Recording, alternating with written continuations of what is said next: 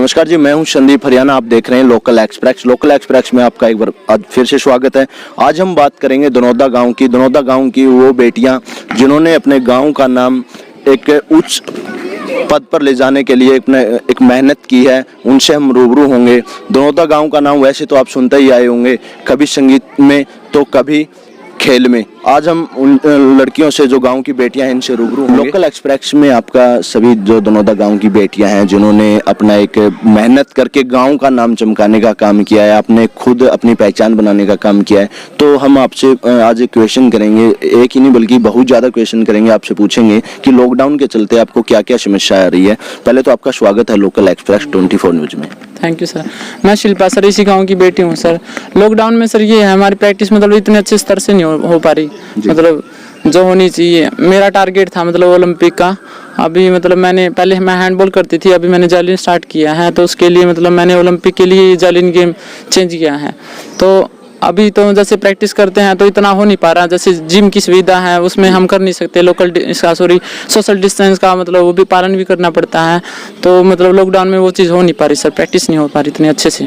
बहुत बहुत धन्यवाद शिल्पा जी, आपने जो हमारे चैनल के दर्शकों को आपने बताया। हम बात करेंगे क्या नाम है जी आपका? आशा जी, आपको क्या प्रॉब्लम आ रही है लॉकडाउन के चलते? क्या क्या मतलब मान के चलें तो अगर लॉकडाउन न होता तो क्या कोई बड़े स्तर के गेम भी होने थे, उसमें भी शायद आप जा सकती थी। लॉकडाउन के चलते क्या कुछ समस्याएं आ रही है? लॉकडाउन के चलते पहले तो हमारी टूर्नामेंट नहीं हो पा रही है, जो एक साल आगे होगी।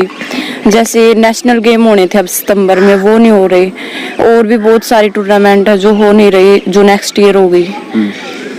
आपको कोई कमियां महसूस हो रही है क्या, सरकार जो पूरा नहीं कर पा रही? हमें सबसे ज़्यादा प्रॉब्लम तो बॉल की आ रही है। हमारे पास बॉल्स नहीं होती। एक प्लेयर्स के पास कम से कम 6-7 बॉल होने चाहिए प्रैक्टिस के लिए, बट एक ही मिल पा रही है मुश्किल से।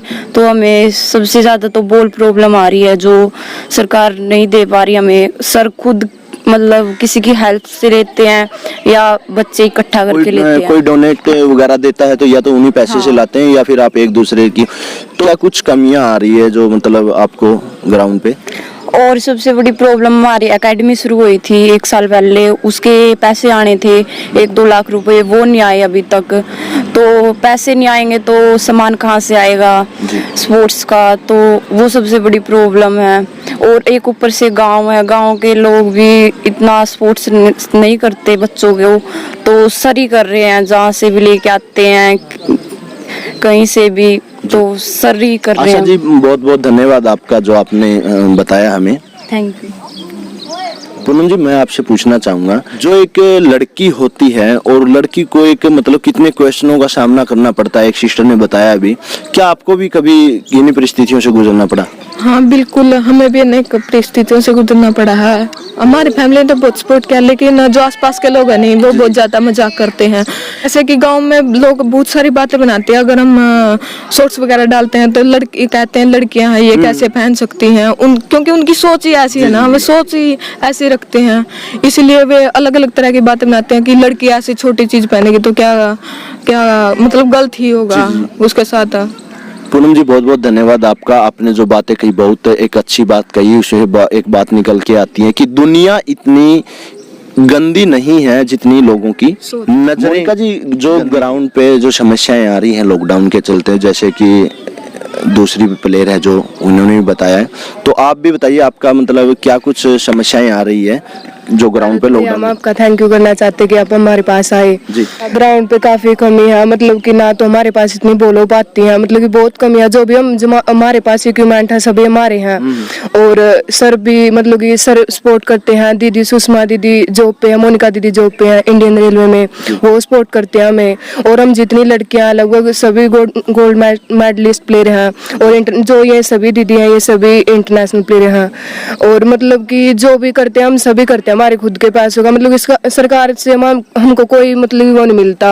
सरकारी रूप से आपको कोई अनुदान नहीं मिलता। जो समस्याएं आती है वो आप मिलजुल के ही सोल्व कर पाते हो। और जो दो लड़कियों का प्लेयरों का आपने नाम लिया, मोनिका दीदी और सुषमा दीदी, वो भी इसी ग्राउंड से निकली? हाँ, इसी ग्राउंड से निकली है। शिल्पा अनुमी दीदी हैं काफी है, मतलब कि शिल्पा दीदी भी पहले हैंडबॉल में करते थे।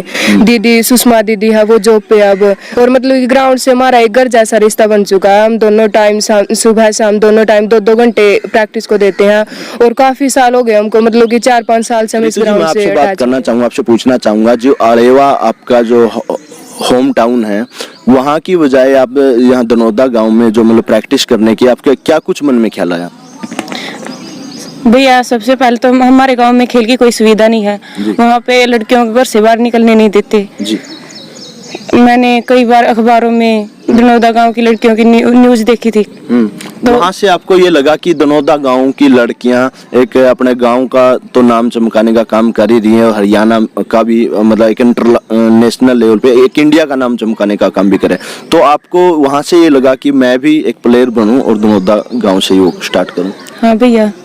क्या आपको कोई और भी परेशानियों का सामना करना पड़ रहा है लॉकडाउन के चलते? आप को ग्राउंड की से लेकर हम बात करें तो, या फिर किसी और चीज की जिसकी आपको एक कमी फील कर रही हो? हाँ भैया, लॉकडाउन के चलते हम ग्राउंड पे नहीं आ पाए, हमने घर पे प्रैक्टिस की।